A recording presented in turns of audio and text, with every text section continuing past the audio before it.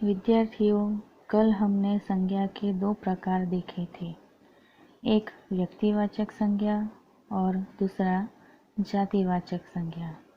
आज हम इसके बाद आने वाले अन्य 3 प्रकारों के बारे में समझेंगे। उसमें तीसरा है समूहवाचक संज्ञा। समूहवाचक संज्ञा किसे कह सकते हैं? उसकी व्याख्या देखें तो यह संज्ञा वस्तु, मनुष्य, प्राणी के समूह का बोध कराती है।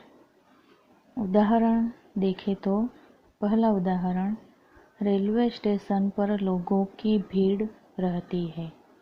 यहाँ भीड़ शब्द या संज्ञा समूहवाचक संज्ञा है, क्योंकि भीड़ का मतलब वहाँ पर स्त्री, पुरुष, वृद्ध, बालक सभी आ जाते हैं। इस प्रकार भीड़ में स्त्री, पुरुष, वृद्ध, बालक सभी लोग होने के कारण भीड़ को हम समूहवाचक संज्ञा कहते हैं या कह सकेंगे। इस प्रकार से दूसरा उदाहरण देखें तो बच्चों की टोली होली खेलने निकली है। इस उदाहरण में टोली शब्द है जो बच्चों के समूह को सूचित करती है। इस टोली में अलग अलग उम्र के बच्चे होंगे और लड़के और लड़कियां भी होंगी।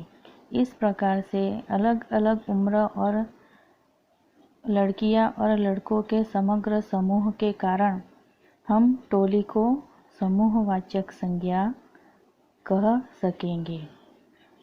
इस प्रकार अन्य उदाहरण देखें तो ढेर किसी वस्तुओं का समूह, झुंड पशुओं का समूह, गुच्छा चाबियों का गुच्छा। इसके बाद चौथा प्रकार है द्रव्यवाचक या पदार्थवाचक संज्ञा। इसे द्रव्यवाचक संज्ञा भी कह सकते हैं और पदार्थवाचक संज्ञा भी हम कह सकते हैं। इसकी व्याख्या देखें तो यह संज्ञा धातुओं, खाद्य वस्तुओं, प्रवाही पदार्थों का बोध कराती है। उदाहरण के रूप में देखें तो सोना, चांदी, लोहा ये सारे धातु पदार्थ हैं।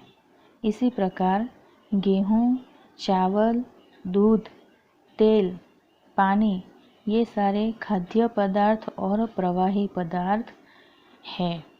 इस प्रकार ये सारे द्रव्यवाचक या पदार्थवाचक संज्ञा को सूचित करते हैं। इसके बाद आखिरी प्रकार पांचवा भाववाचक संज्ञा। इसकी व्याख्या देखें तो जो शब्द गुण, दोष, भाव, दशा, अवस्था आदि का हमें बोध कराते हैं, वे शब्द या संज्ञा भाववाचक संज्ञा कहलाते हैं।